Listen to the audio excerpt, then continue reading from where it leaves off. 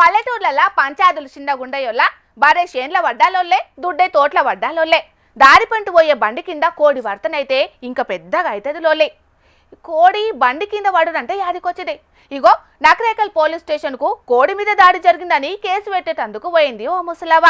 మరి ఆ కేసు ఏందో దాని కథ ఏందో అరుచుకుందాం పాండ్రి. మొదలైతే గంగవ్వ చెప్పే ముచ్చట ఇనుండ్రి. వాళ్ళ మా ఇల్లు ఇగో ఇట్లా పెన్సింగ్ వాటి పడీలు వాడుకున్నాం. మా ఇల్లు బర్రెలు కట్టేస్తారు. ఆ గడ్డి బర్రె కాడిపోయి గడ్డి బర్రె గడ్డి వేస్తే గడ్డిగా ఉంటుంది.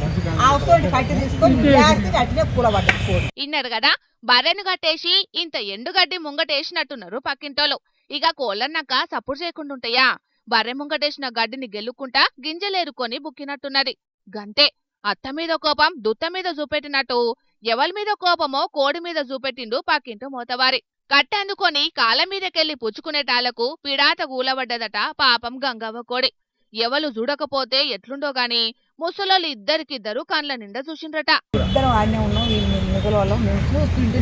అదన్నట్లు లొల్లు కూడా అయ్యే ఉంటది, కాని శాతగాని పానాలు ఎడనెగులుతారు. అందుకే న్యాయం కోసమని నకరేకల్ పోలీస్ స్టేషన్ గడప దొక్కేండ్రు. ఇక మాకున్న కేసులో గోలా సాలదన్నట్టు గీ కోడి కేసేంద్రో నాయన అనుకున్నారో ఏమో పోలీసులు. గంగవ్వ ముచ్చట చెప్తా అంటే నవ్వినట్టున్నారు.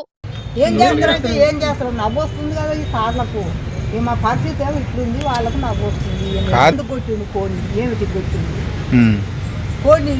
కోళ్ళు ఉండవు ఆ ఊరు అన్నప్పుడు. చూస్తురు కదా, కోడి మీద మస్తు పాయరం ఉన్నది. అవ్వ కోపంలా న్యాయం ఉన్నది. ఇంతకు గంగవ్వ పోలీసులను కోరిన న్యాయమేందంటారా? దండు వద్దే వద్దు, ఒక శిక్ష. ఎందుకు కొట్టిండు, ఏమిటి కొట్టిండు, మళ్ళీ ఈ తాప కోళ్ళ తిరుగుకోకుండా మా జోలికి రాకుండా కేసే పెట్టాలి.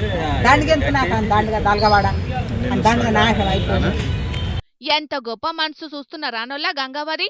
ఏ జన్మల ఏ పుణ్యం చేసుకున్నదో కోడి. ఇంకెవలన్నైతే దండుగా గట్టించుకొని సప్పుడు చేయకుండా ఉందరు. కాని గీ గంగవ్వ అట్లా కాదోల్లో. కోడి కాలు ఇరగొట్టినోని మీద కేసు పెట్టాలి, శిక్ష పడాలి అని మొండి పట్టు పట్టింది. అంతేకాదు, తన ఇంటి కోడికి జరిగినట్టు ఊళ్ళో ఇంకెవ్వల కోడికి కూడా ఇట్లా జరగొద్దని పోలీసులను కోరుకున్నది.